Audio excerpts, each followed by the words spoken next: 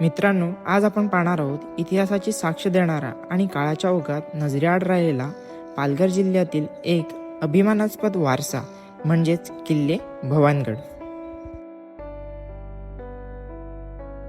किल्ल्याची उभारणी पाहता 1737 ते 1738 मध्ये पोर्तुगीजांविरुद्ध वसई मोहिमेदरम्यान मराठ्यांनी शिरगाव, माहीम, केळवे येथे पोर्तुगीजांची पकड कमकुवत करण्यासाठी किल्ल्यांची साखळी बनवली। याच धोरणाचा भाग म्हणून नरवीर चिमाजी अप्पांच्या आदेशानुसार भर पावसाळ्यात जुलै इसवी सन 1738 मध्ये भवानगड किल्ला बांधण्यात आला।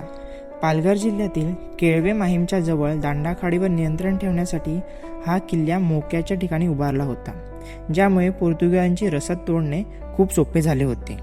किल्ल्याची सध्याची परिस्थिती पाहता सध्या किल्ल्याची पडझड झालेली आपल्याला पाहायला मिळते।